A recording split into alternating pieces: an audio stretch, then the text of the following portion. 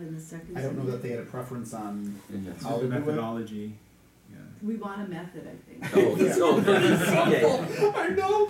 And it gets goofy when you have the 31st of the month and then the 1st, Yeah. and you stay on the same Yeah, side. So that was all the has to primary be concern, figured out. Right. confusion amongst everybody. Just But make it simple. it's got to be simple, and it's got to be well presented, and an education behind it. Hopefully not a ton of signage. We were talking about potentially Right. big Reduction in signage at, Yeah, at reduction. large, at big entry points Yeah. to the village. Yes. So, like, it would, I'm just thinking, like, is it 3 in.the morning is the odd When's the day? cutoff? What, Yeah, what right, day so- are you, is it the night I park? Right, Is it I the know. next day? Is it, 12 it is one. daytime alternating too? No, it'd be all day. So you'd have to know, Yep. yeah, so. Yeah. So that's the level of detail that Yeah, we that need to would put be- into the yeah. document, absolutely. We know that putting together the strategy is one part, and the implementation is the second. What does it really look like? And that's feedback from the staff pointed out some communication challenges that may arise. Bart brought up the quantity of snow. The issue. Some communities do it, and it's fine. Larger communities will call snow emergency, and everybody has to make it. Where do they go? I I know. was like, where do you go? Or Or the bar? What do you? No, what do you go? Yeah, do you just not come home that day? That's I know, what do you do? Go hang out Drive at the around? What the? I don't know. I mean, that's a whole I nother. always So, wonder what and they in do. some communities, they put them into great. parking garages Yeah. that are available. They open them up and Yeah. you go. Up in Appleton, they were talking about, they have a lot of parking, well, they have more parking garages, and they're publicly owned parking garages, and they're large, one's 1,200 spaces, Right. so it's different. So they can say, the 50 residents that choose to, you can go in there, or you just push your car in your driveway. Yeah, I'm just thinking, as we were talking about, like the Lakewood building, which is 6 stories down here at Yeah. Menlo and Oakland. Like in Cambridge Woods, which is just south of there in Milwaukee, they have residents, they have like so many spots on a block are reserved for residents of that block, and then other more people can park on that street. Also, like in Chicago, there's zones. I mean, you get, so You're in the wrong you at least zone. have a shot at a place within a block or 2 of your house. And what's the penalty if you're not in the zone? I think it's $250 Pretty steep. if you're in the wrong zone. Yeah, some of the higher density areas that, like, I don't know if I'm just. Yeah.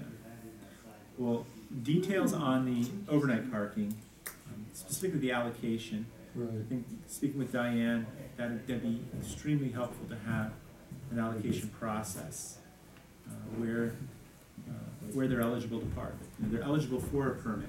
Are they eligible to park anywhere, Yeah. or is it a specific area? Right. How far do they go out? Where does it apply? So the details are really important, Mhm. and we'll make sure that that's spelled out in the recommendation. And you touched on I don't know if this is a complete thought, but apartments might say we have 6 spots for our 6 tenants, and they have a little lot, let's say, right? What if every duplex just got 2 spots or 4 spots on the street, like that automatically came with it? And if they didn't use them, they could sell them to somebody else. I mean, I'm just thinking out loud. it's kind of sum But, up that. is there enough road space that every place could have 1 or 2 that Yeah, I think kind that's of went with it's it? like a bumper analysis, and on-street, they aren't delineated spaces. Right. So, sometimes they can be parked more efficiently than others, but understanding what's the capacity on a surface block, how many cars can be parked there,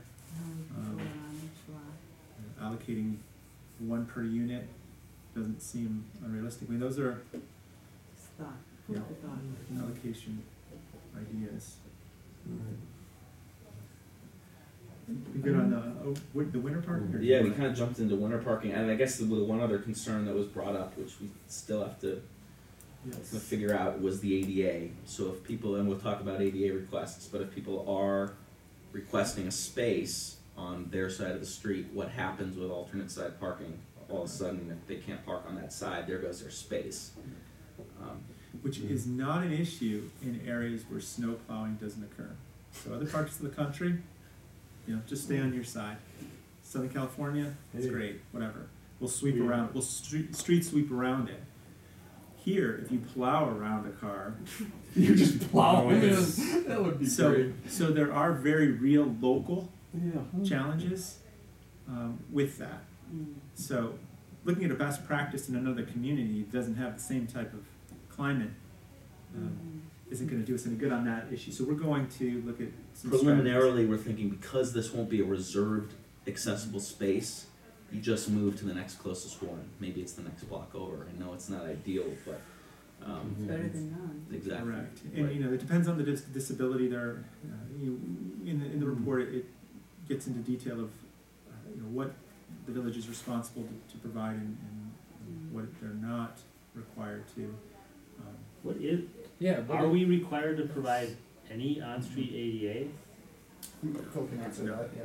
No, so I feel like if you did have an ADA issue, you'd you'd choose your dwelling to accommodate that, type of. Most likely, yeah, Unless unless you it get was, disabled while you're in your speak up. dwelling. That's true. right, Which happens. in Right. ADA is civil law; it's not building code. And when we get into Title II, the ADA, it primarily applies to parking structures and parking lots. And similar to building code, though, if you have an ADA, let's just say you have an ADA space on street right now, and you put it in, you just signed it. That's all that you really have to do. You don't have to curb cut it and create the proper angle for a ramp.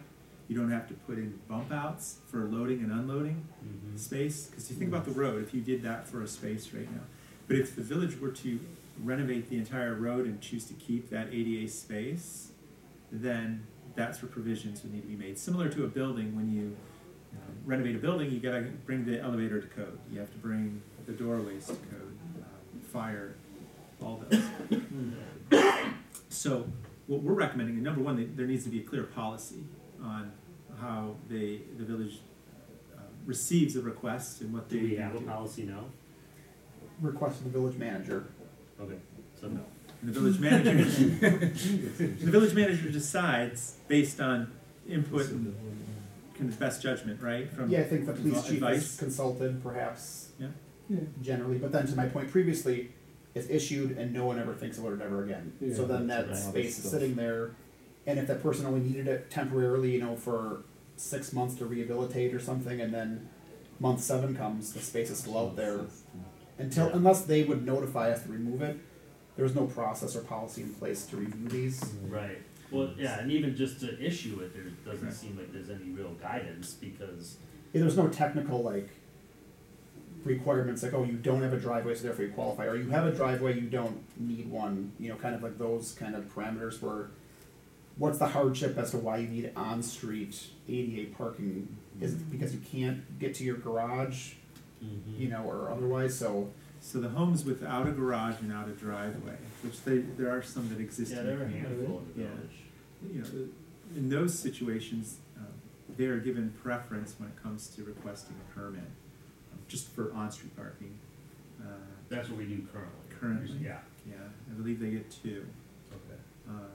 If you have a one-car garage and a driveway, and you request, you're eligible for up to 1 space. Okay.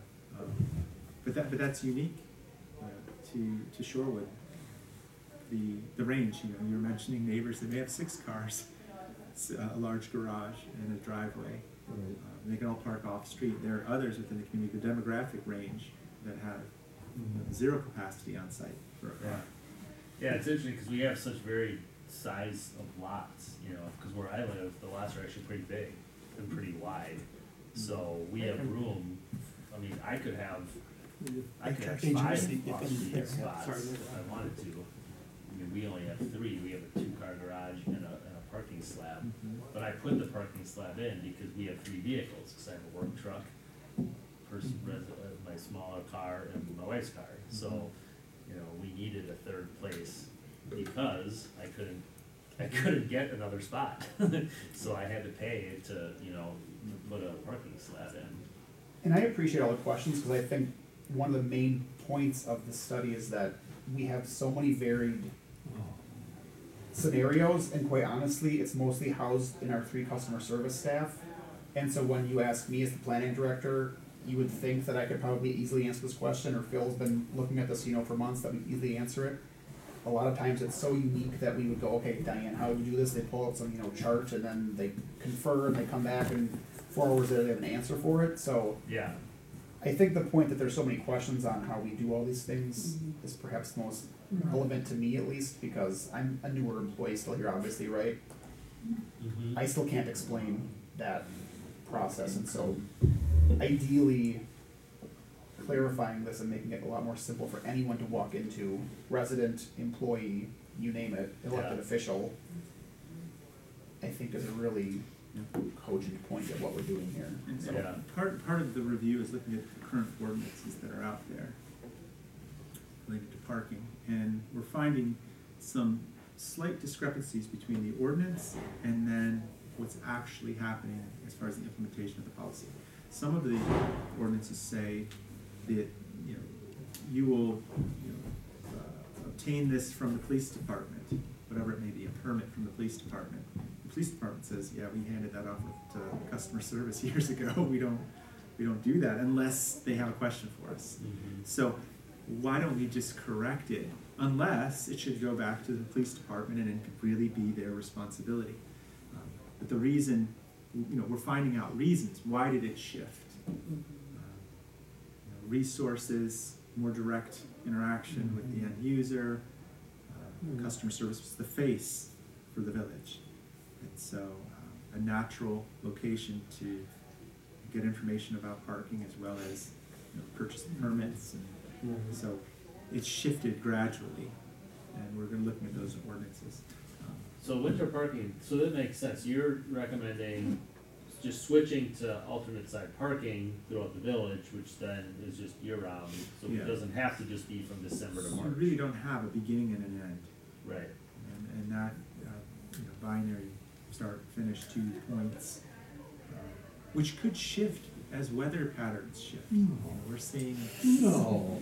We're saying. December 1st is the first snow. Is it- round. is it- What the- This is all fun. I know. I've had my snow blown out. I'm sick well, of it because where I already. live, it's Oh, non-winter parking only on one side. Correct. Right, So we can park on one side, right. but we can't on the other, which always seemed kind of odd to me. It's like, why? So we're all just gonna park on this side for the whole time, but then we can't park, yeah. And then so that this side is- never gets cleared. Yeah. and Yes, there's a- Exactly, Yeah. so Alright, this so actually this makes is- more sense Yeah. to Yeah. actually, But the communication has to be. For HRC and the manager's office. The communication has to be clear, and that was the concern, is that, will the community get this? Will they understand? And I go back to some of my traffic engineer friends that say, if they're gonna close a lane, they go out and they put a cone there to test it, and cars figure a way around it. The world doesn't come to an end. Sometimes, you implement a policy, and you have to communicate it clearly, there'll be that ramp-up period, and there'll be bumps in the road, but getting people to understand takes time, but it isn't insurmountable. So, moving on, just some public education was the last piece of the winter, and then enforcement. We want to make sure that we're not creating an undue burden, unnecessary expense on enforcement, and we talked about that a little bit today. The equipment's in place. Our thought is, initially there would likely be some additional time spent enforcing, educating.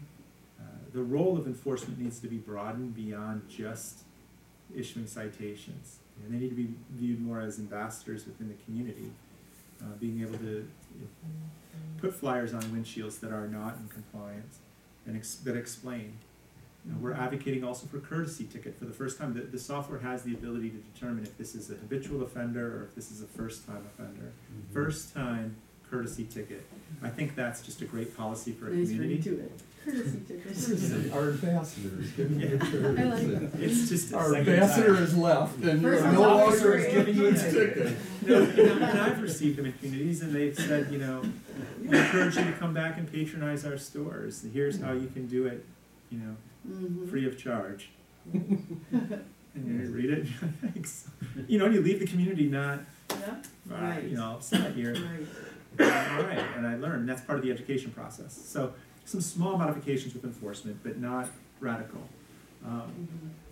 And here's an enforcement change in the citation amount that we're talking to some of the school representatives, looking at some best practices in other communities, treating school zone parking policies and ordinances with the same level of importance as an ADA space.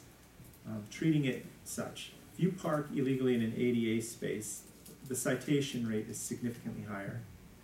In the schools, people who park in a 10-minute zone and leave their car there for 30 minutes, or impede traffic, or are completely disregarding what's being, what's posted, there needs to be some bite in those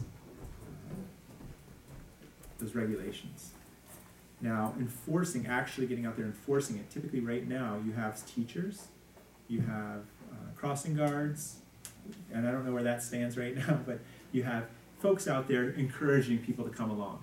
Mhm. And typically there is no incentive to comply and listen, other than being a good human being and trying to play well. But you can say, no, I'm not moving my car. So what? As it becomes more problematic and congested around the school. And that becomes a safety issue.